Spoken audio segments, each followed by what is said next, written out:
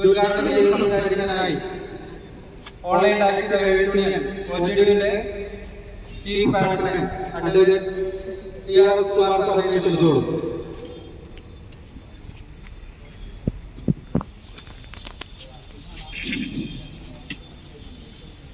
പ്രിയമുള്ള online taxi driver സുഹൃത്തുക്കളെ,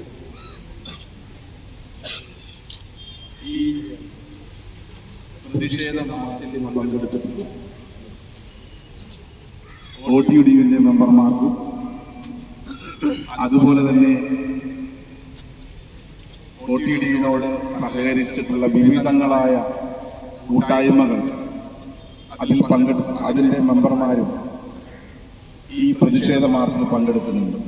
അവരെയെല്ലാം ഈ അവസരത്തിൽ ഞാൻ അഭിവാദ്യം ചെയ്യുകയാണ്. നിങ്ങൾക്കറിയാവുന്നതുപോലെ online taxi drivers union, one union, big union, independent union എന്ന് പറഞ്ഞ സ്ലോഗനുമായി കേരളത്തിൽ മാത്രമല്ല, കേരളത്തിന് പുറത്തേക്കും നിങ്ങൾക്കെല്ലാം അറിയാവുന്ന പോലെ ഏറ്റവും പ്രധാനപ്പെട്ട ഒരു കേസ് നടക്കുന്ന വിവരം നിങ്ങൾക്കെല്ലാം അറിയാം.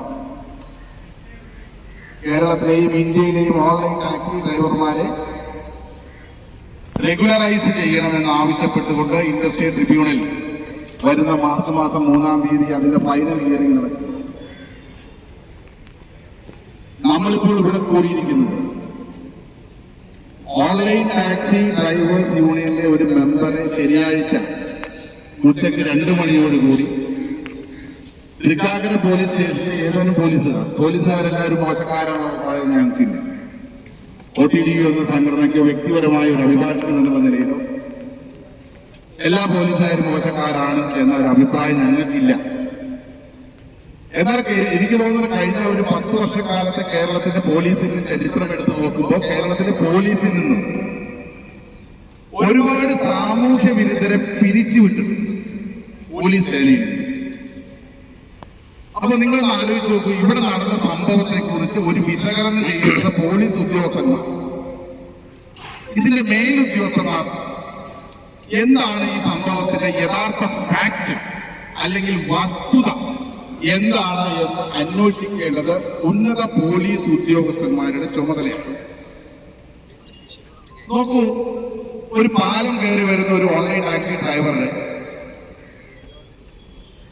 എതിരെ വരുന്ന ഒരു വാഹനം, അദ്ദേഹത്തിന് അറിയില്ല ആ വാഹനം അതിൽ പോലീസുകാരാണെന്നോ അല്ലെങ്കിൽ അവർക്ക് ആർക്കും ആ ഓൺലൈൻ ടാക്സി ഡ്രൈവർക്ക് അറിഞ്ഞുകൂടാ. ഒരു ഐറ്റൻ വാഹനത്തിൽ വന്നിട്ട് കയറ്റം കയറി വരുന്ന ഒരു ഡ്രൈവറോട് പിറകിലേക്ക് എടുക്കണമെന്ന് പറഞ്ഞാൽ ഈ നാട്ടിലെ എന്തെങ്കിലും ഒരു സെൻസ് ഉള്ളവൻ ചിന്തിക്കുന്നൊരു കാര്യമാണ്. അപ്പൊ അദ്ദേഹം അത് ചെയ്തില്ല. അദ്ദേഹത്തിന് അത് ചെയ്യാൻ ഒരു മനുഷ്യ സഹജമായി അദ്ദേഹത്തിന് അത് ചെയ്യാൻ കഴിയില്ല. ഇവിടുത്തെ പോലീസുകാർ, സാധാരണ പോലീസുകാർ മനസ്സിലാക്കേണ്ട ഒരു കാര്യമാണ്. ഉടനെ തന്നെ ഐറ്റനിൽ വന്ന 3-4 സിവിൽ ഡ്രസ്സിലുള്ള പോലീസുകാർ ഇദ്ദേഹത്തെ ക്വസ്റ്റ്യൻ ചെയ്യാം. ഇറങ്ങിപ്പോ നിങ്ങൾ റിവേഴ്സ് എടുക്കണമെന്ന് പറയാം. എന്നിട്ട് ആ യാത്രക്കാരെ ഇറക്കി വിടുകയാണ്. ആരാണ്? യൂണിഫോമിൽ പോലുമല്ല. എന്ത് ഡ്യൂട്ടിയാണ്, ഔദ്യോഗിക ഡ്യൂട്ടിയാണ് ഈ പോലീസുകാർ അവിടെ ചെയ്തിട്ടുള്ളത് എന്ന് ഒന്ന് പറഞ്ഞാൽ, മേലുദ്യോഗസ്ഥന്മാര് പറഞ്ഞാൽ ഞങ്ങൾക്ക് മനസ്സിലാവും. ചുമ്മാ ഗുണ്ടായുധമാണ് കണ്ടത്. അതൊന്നും കേരളീയ സമൂഹം പൊറുക്കുകയില്ല. അതൊന്നും അനുവദിച്ച് നടക്കാൻ എഡ്യൂക്കേറ്റഡ് ആയിട്ടുള്ള കേരളീയ സമൂഹം തയ്യാറില്ല. എന്നിട്ട് അദ്ദേഹത്തെ പിടിച്ചുപോയി. ആലോചിച്ചു, അദ്ദേഹത്തെ പിടിച്ചുപോയിട്ട് 6 മണിക്കൂർ പോലീസ് സ്റ്റേഷനിൽ ഇരുത്തി. അതുപോലെ അത് കഴിഞ്ഞ് അദ്ദേഹം ഞങ്ങളെ പോലെയുള്ള ട്രേഡ് യൂണിയൻ ഈ രംഗത്ത് പ്രവർത്തിക്കുന്ന ആളുകളെ വിളിച്ചു. ഇതിനെ ജനറൽ സെക്രട്ടറി വിളിച്ചു. ജിജോ സക്കറിയാസിന്റെ 3-4 പേര് പോലീസിൽ ചെന്നു. അത്യാവശ്യം കാര്യം എന്താണെന്ന് അവർ ചോദിക്കുമല്ലോ പോലീസിനോട്. എന്തിനാണ് ഈ മനുഷ്യനെ പിടിച്ച് 6 മണിക്കൂർ കൂടി ഇരിക്കുന്നത്? അപ്പൊ അദ്ദേഹത്തെയും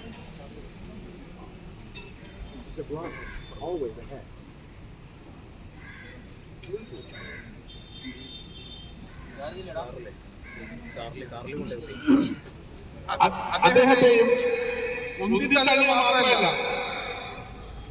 അതായത് കളവണ്ടിയിലെ പോലീസ് ഭാഷയല്ല അന്ന് ഇപ്പം അവർ പ്രയോഗിക്കുന്നത്. ഇപ്പൊ പ്രയോഗിക്കുന്ന ഭാഷ കളവണ്ടി യുഗത്തിലെ പോലീസ് ഭാഷയാണ്. അസഭ്യം പറയുക, അസഭ്യം പറഞ്ഞാൽ IPS പ്രൊവിഷനുണ്ട്, VNS പ്രൊവിഷനുണ്ട്. എന്നിട്ട് അവരെ ഉടനെ തന്നെ ഉദ്യോഗസ്ഥരെ ആശുപത്രിയിൽ പോകേണ്ടി വന്നു. പോലീസ് ഇൻഫർമേഷൻ കൊടുത്തിട്ടുണ്ട്. ഞങ്ങൾ ചുരുക്കി പറഞ്ഞാൽ ഞങ്ങൾ പോലീസിനെതിരല്ല. ഞങ്ങളുടെ ഡ്രൈവർമാർ എന്തെങ്കിലും തെറ്റ് ചെയ്തിട്ടുണ്ടെങ്കിൽ നിങ്ങൾ കേസെടുത്തോളൂ, ഞങ്ങൾക്ക് ഒരു വിരോധമില്ല. പക്ഷെ ഗുണ്ടായിസം കാണിക്കാൻ നിങ്ങൾ വന്നാൽ ഞങ്ങൾ അത് അനുവദിക്കില്ല എന്ന് മാത്രം പറയാൻ ഞങ്ങൾ ആഗ്രഹിക്കുന്നു. അങ്ങോട്ട് ഗുണ്ടായിസം കാണിക്കാൻ ഞങ്ങൾക്കറിയാം. ഇനി വന്ന കാർ ഏതാ, ഐറ്റം കാർ ഏതാ, ഞങ്ങൾ അന്വേഷിച്ചു. പണ്ട് വേണമെങ്കിൽ 30 കൊല്ലം മുമ്പ് ഇങ്ങനെ വാങ്ങാൻ ഞങ്ങൾ അന്വേഷിച്ചിട്ടില്ല. ഇന്ന് ലോകം മാറിയിരിക്കുന്നു, ലോകം നമ്മുടെ വിരൽത്തുമ്പിലാണ്. ഞങ്ങൾ അന്വേഷിച്ചു ഈ കാറിനെ കുറിച്ച്. ഈ കാറിനെ കുറിച്ച് അന്വേഷിച്ചപ്പോഴല്ലേ ഞങ്ങൾക്ക് മനസ്സിലായത് നിയമപാലകർ, നിയമം നടപ്പാക്കാൻ വരുന്നവർ, ഞങ്ങളോട് നിയമം നടപ്പാക്കണമെന്ന് പറയുന്നവർ, അവര് വന്ന കാറിന് ഇൻഷുറൻസ് ഇല്ലെന്നേ.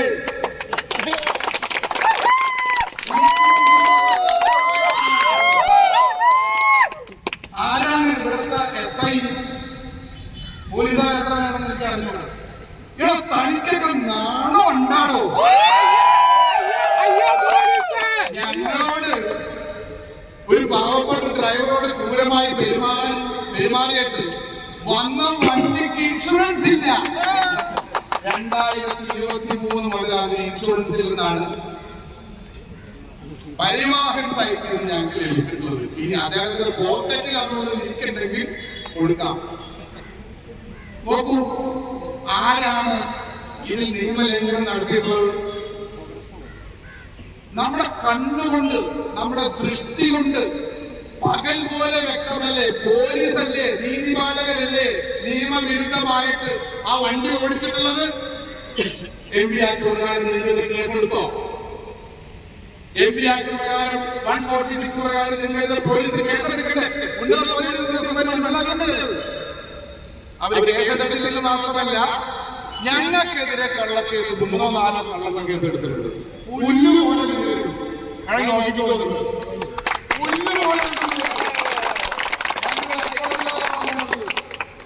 കള്ള കേസെടുത്ത പോലീസ് ഉദ്യോഗസ്ഥരെ ശിക്ഷിക്കണം, ഡിപ്പാർട്ട്മെന്റിൽ നടപടി എടുക്കണം എന്നാവശ്യപ്പെട്ടുകൊണ്ട് ഞങ്ങൾ പോകും. ഞാൻ ചുരുക്കി പറയുകയാണ്, ഞങ്ങളിപ്പോൾ പറയുന്നത് ഞാൻ വ്യക്തിപരമായിട്ട് ഒരു സംഘടന എന്നുള്ള നിലയിൽ പോലീസിനെ അനുസരിക്കാൻ ഞങ്ങൾ ബാധ്യസ്ഥരാണ്. കാരണം റൂൾ ഓഫ് ലോ ഉള്ള രാജ്യമാണ് ഇന്ത്യ, ഭരണഘടനയുള്ള രാജ്യമാണ് ഇന്ത്യ, നിയമമുള്ള രാജ്യമാണ് ഇന്ത്യ. നിയമം ലംഘിച്ചാൽ സ്വാഭാവികമായിട്ടും എല്ലാവർക്കും ഇതിന് നടപടി എടുക്കണം. ഇതെങ്ങനെ 2 തട്ട്? പോലീസിന്റെ ജോലി എന്താ? അത്തര കച്ചവടം. എവിടെ കിടക്കുന്നത്? മൂത്രപ്പേരിൽ.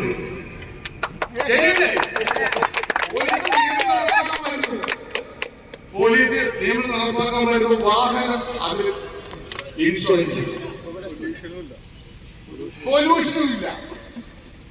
അപ്പൊ ഇങ്ങനെയുള്ള കാര്യങ്ങൾ ഞാനിത് അറിഞ്ഞ ഉടനെ ഇവിടത്തെ ഒരു മാന്യനെ വിളിച്ചു, ACP എന്ന് പറഞ്ഞ മാന്യനെ വിളിച്ചു.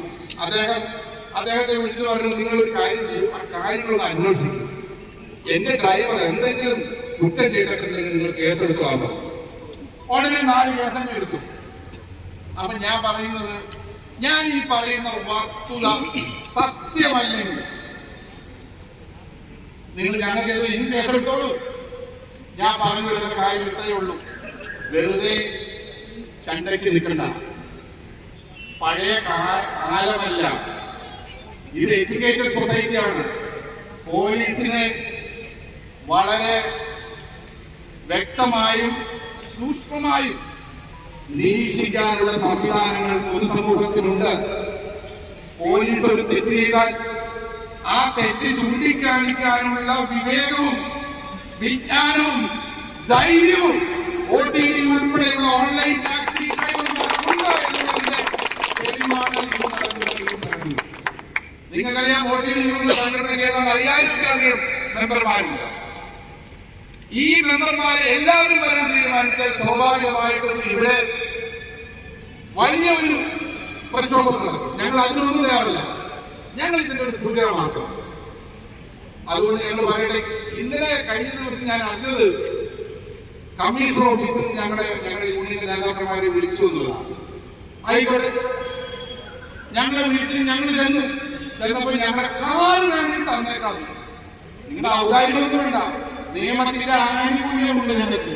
നിങ്ങൾ തരും, ഞങ്ങൾ കൊണ്ടുപോകും. പിന്നെ പറഞ്ഞ കേസൊക്കെ നമുക്ക് എങ്ങനെയെങ്കിലും തീർക്കാമെന്ന് പറയുന്നു. ഞങ്ങൾക്ക് കുഴപ്പമൊന്നുമില്ല, തീർത്തില്ലെങ്കിലും കുഴപ്പമില്ല. ഇന്ത്യയിൽ കോടതികളുണ്ടെന്ന്. പക്ഷെ ഞങ്ങളോട് ഞങ്ങൾ എന്തെങ്കിലും തെറ്റ് ചെയ്തിട്ടുണ്ടെങ്കിൽ നിങ്ങൾ കേസെടുക്കും, ഞങ്ങൾക്ക് കുഴപ്പമില്ല.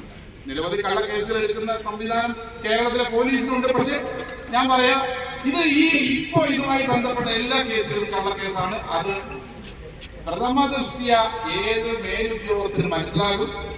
അതുകൊണ്ട് അത് CRPC പ്രകാരം റെഫർ ചെയ്ത് കളയുന്നതാണ് നിങ്ങൾക്ക് നല്ലത് എന്ന് മാത്രം ഈ അവസരത്തിൽ അഭ്യർത്ഥിച്ചുകൊണ്ട് ഈ സമരത്തിൽ പങ്കെടുത്ത എല്ലാവരെയും ഒരിക്കൽ കൂടി അഭിവാദ്യം ചെയ്തുകൊണ്ട് ഈ സമരം ഉദ്ഘാടനം ചെയ്തതായി ഞാൻ പ്രഖ്യാപിക്കുന്നു. അഭിവാദ്യം.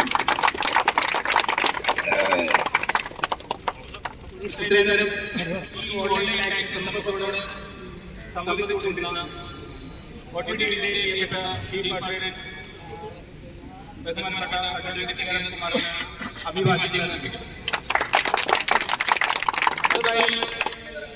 നമ്മുടെ പ്രിയങ്കരനായ രാജീവ് ചന്ദ്രൻ അദ്ദേഹം ഈ സംഭവത്തോട് സംസാരിക്കുന്നതായി. രാജേന്ദ്രൻ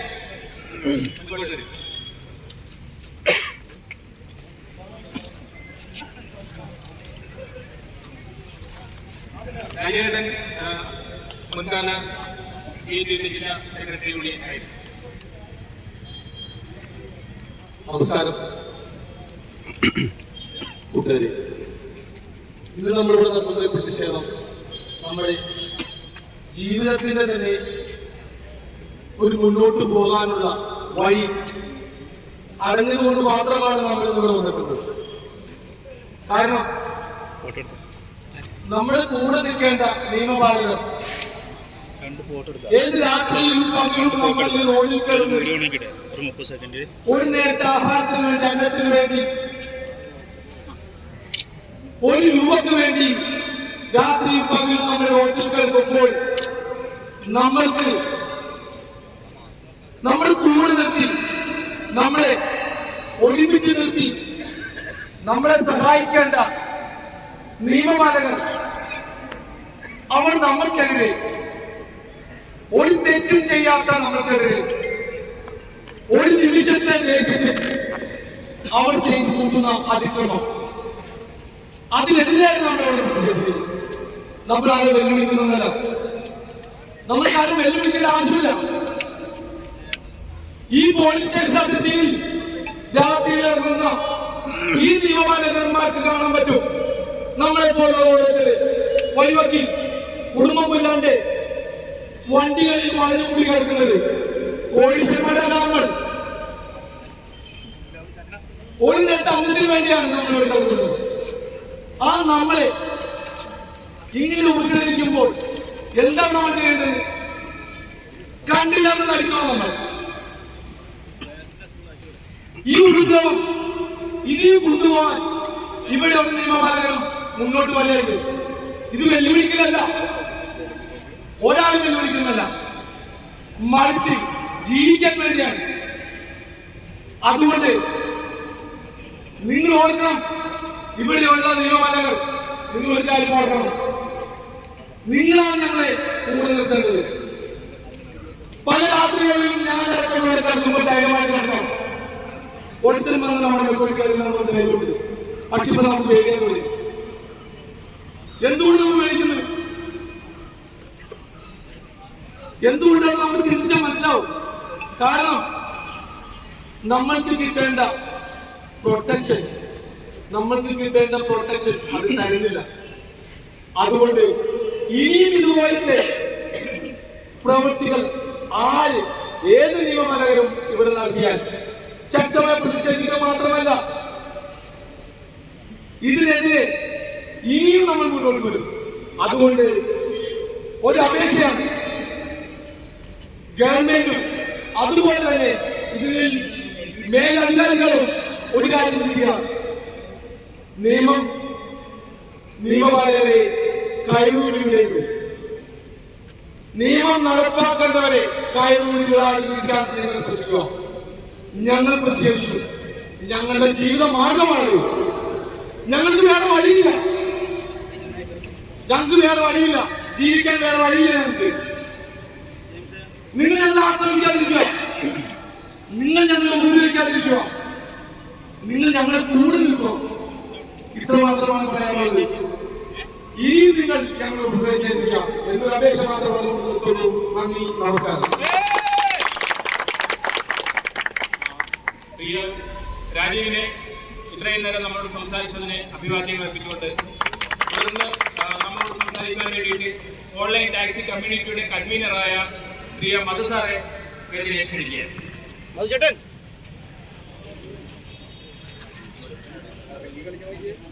എല്ലാവർക്കും നമസ്കാരം. ആദ്യം ഇവിടെ കയറിയ നിങ്ങൾ ഓരോരുത്തരോടും എൻ്റെ വിനീതമായ കുറിക്കുകയാണ്. കാരണം നമ്മൾ ഗവൺമെൻറ് ഉദ്യോഗസ്ഥന്മാരോ അല്ലെങ്കിൽ വേറൊരു സംവിധാനമില്ല. നമ്മൾ ശമ്പളം മേടിച്ചുകൊണ്ട് നമുക്ക് തൊഴിൽ മുടക്കാനുള്ള ഒന്നുമില്ല. ഇത്രയും പേര് സ്വന്തം തൊഴിൽ മുടക്കി നമ്മുടെ മേഖലയിലുള്ള ഒരു സഹോദരന് വേണ്ടിയാണ് വന്നിരിക്കുന്നത്. അപ്പോൾ എനിക്ക് മുമ്പ് സംസാരിച്ച പ്രഗത്ഭ വ്യക്തികളെല്ലാം ഈ കാര്യത്തെക്കുറിച്ച് പറഞ്ഞിട്ടുള്ളതാണ്. ഞാൻ കൂടുതൽ ദീർഘിപ്പിക്കുന്നില്ല. ബഹുമാനപ്പെട്ട കേരള പോലീസിനോട് എനിക്ക് ഓരോരോ അഭ്യർത്ഥനയുള്ളൂ. മൃദുഭാവേ ദൃഢകൃത്യ, ഇതാണല്ലോ നിങ്ങളുടെ മോട്ടോ. ഞങ്ങൾ ഈ നിയമത്തിൽ പരിപൂർണമായിട്ട് വിശ്വസിക്കുന്നവരാണ്. ഈ രാജ്യത്തെ നിയമത്തിൽ ലോ ആൻഡ് ഓർഡറിൽ പരിപൂർണമായിട്ട് വിശ്വസിക്കുന്നതാണ്. ആ ബഹുമാനം എപ്പോഴും ബഹുമാനപ്പെട്ട പോലീസ് അധികാരികൾക്ക് ഉണ്ടാവും. ചെറിയ ചില ഈഗോ സാറ്റിസ്ഫാക്ഷന് വേണ്ടി എങ്ങനെ ഞങ്ങളുടെ ഇടയിലുള്ള അന്നന്ന് അന്നത്തിന് ഓടിയെടുക്കുന്നവരെ പിടിച്ച് പോലീസ് സ്റ്റേഷനിലെടുത്ത് ഇങ്ങനെ ബുദ്ധിമുട്ടിക്കരുത്. കാരണം വളരെ കഷ്ടപ്പെട്ട അവസ്ഥയാണ്. അത് കഴിഞ്ഞിട്ടും ആ ഡ്രൈവർക്കെതിരെ ഒരു സംഘടിതമായൊരു ആക്രമണം നടന്നു. അയാളൊരു സ്ഥിരം കുറ്റവാളിയെന്ന് സ്ഥാപിക്കാനായിട്ടുള്ള. അപ്പോൾ വിനീതമായൊരു അപേക്ഷയുണ്ട്. ഒരു ഈഗോ സാറ്റിസ്ഫാക്ഷന് വേണ്ടി നിങ്ങൾ മറ്റുള്ളവർ കുരുതി കൊടുക്കരുത്. പരിപൂർണ ബഹുമാനത്തോടെയാണ് കേരള പോലീസ് ഉദ്യോഗസ്ഥന്മാരെ കാണുന്നത്. നിയമങ്ങളും അതും അനുശാസിച്ചുകൊണ്ട് തന്നെയാണ് പറയുന്നത്. ജീവിക്കുക, ജീവിക്കാൻ അനുവദിക്കുക. നമസ്കാരം.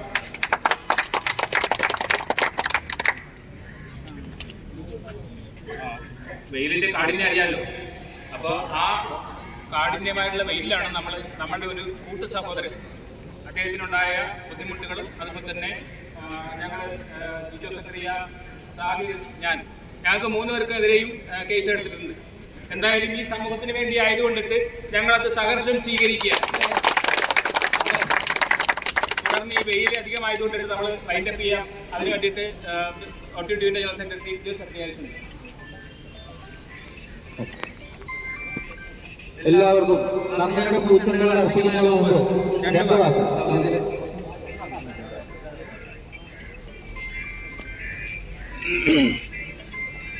ഞാനീ പറയുന്നത് പോലീസുകാരെ വേണ്ടിയാണ് കേട്ടോ. സഹോദരൻ അങ്ങോട്ട് നീങ്ങി.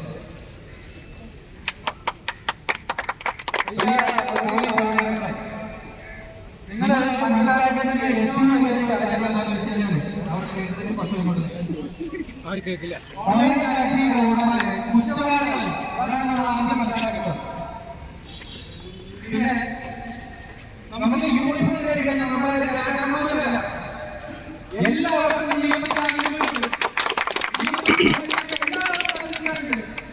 ഇവിടെ നമ്മുടെ ഈഗോ നിമിത്തം ഒരു പോലീസ് ഒരു കേസ് ചാർജ് ചെയ്തതിനു ശേഷം അത് തെളിയിക്കാൻ വേണ്ടി മറ്റൊരു സംഘടനയെ വിളിച്ച് അദ്ദേഹം സ്ഥിരം കുറ്റവാളിയാണ്, ഇനി ഈ സംഭവങ്ങൾ അദ്ദേഹത്തിന്റെ പേരിലുണ്ട്, ജിജോ സെക്രട്ടറിയുടെ പേരിൽ അന്വേഷണം നടക്കുന്നുണ്ട്, അന്വേഷണം നടന്നോട്ടെ. ഇവിടെ നിയമങ്ങളില്ലേ, ഇവിടെ മേലുദ്യോഗസ്ഥരില്ലേ, ഇവിടെ കോടതിയില്ലേ, നമ്മൾ നോക്കിക്കോളാം. അങ്ങനെയൊന്നും